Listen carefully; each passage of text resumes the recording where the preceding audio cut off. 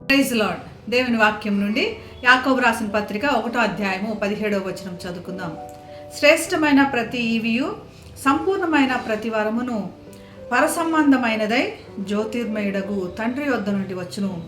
ఆయన యందు ఏ చంచలత్వమైనను గమనము వలన కలుగు ఏ ఛాయ అయినను లేదు.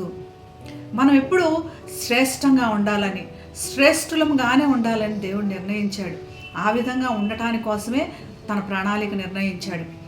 మనకి శ్రేష్టంగా పాడగలము, శ్రేష్టంగా మాట్లాడగలము, శ్రేష్టంగా రాయగలము, గీయగలము. ఇలాగ శ్రేష్టతలు ఎన్నో మనలో ఉంచాడు.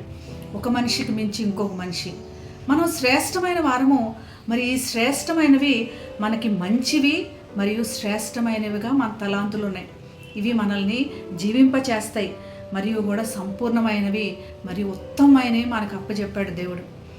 మనలో ఉన్న శ్రేష్టత్వం మనం గ్రహించుకోలేక ఇతరులో ఉన్న శ్రేష్టమైన వాటిని చూచి నాకు ఇలాంటివి లేవని కృంగిపోతూ ఎదుటి వారిని కూడా ద్వేషిస్తూ మనము తక్కువ చేసుకుంటున్నాం. దేవుని వాక్యం ద్వారా ఈరోజు ధైర్యపరచబడదాం.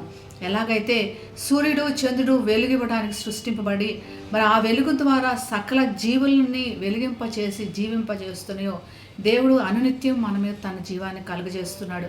మనం ఎప్పుడు శ్రేష్టమైన వారిగా ఉండాలనే చేశాడు. కాబట్టి శ్రేష్టమైన తలాంతులు మన దగ్గర ఉన్నాయి. మన దగ్గర ఒక శ్రేష్టమైనవి ఉంటే మన ఎదుటి వారి దగ్గర ఇంకా శ్రేష్టమైనవి ఉండొచ్చు. అలాగా ప్రతి మనిషిని కూడా శ్రేష్టమైన వారిని కూడా దేవుడు చేశాడు. మరియు కూడా దేవుడు మనల్ని ఎందుకు శ్రేష్టమైన వారిగా ఉంచాడు అంటే ఆయన శ్రేష్ఠుడు కాబట్టి. ఎలాగైతే మరి భూమి మీద నీడను చూస్తుంటాం మనం, ఆ నీడ ఎప్పటికప్పుడు మారిపోతూ ఉంటుంది. కానీ దేవుడు మార్పు లేనివాడు. ఆయన ఎప్పుడూ ఒకసారి ఆశీర్వాదంలో అనుగ్రహించిన తర్వాత ఎన్నటెన్నటికీ మనలో శ్రేష్టమైన వారిగా, ఆశీర్వదింపబడిన వారిగా ఉండాలని మాత్రమే నిర్ణయించాడు. ఇది ఈరోజు గ్రహించడానికి ప్రయత్నం చేద్దాం. మనకి దేవుడు అనుగ్రహించమైన శ్రేష్టమైన బహుమతులను ఘనపరిచి దేవుని స్తుతించి మన తోటి వారిని కూడా ప్రేమిద్దాం.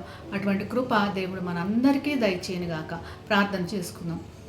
పరిశుద్ధమైన యేసయ్య, నువ్వు శ్రేష్టమైన వాడిగా ఉండి మమ్మల్ని శ్రేష్టమైన వారిగా చేసినందుకు నీ కృతజ్ఞతలు ప్రభువా. మాలో ఉన్న ప్రతి తలాంతుని బట్టి నీ కృతజ్ఞతలు చెల్లిస్తూ ఇంకా నువ్వు ఈ తలాంతులు మీకోసం వాడటానికి కృప చూపించమని యేసు నామమున ప్రార్థిస్తున్నాం తండ్రి. Amen. Have a blessed day. God bless you.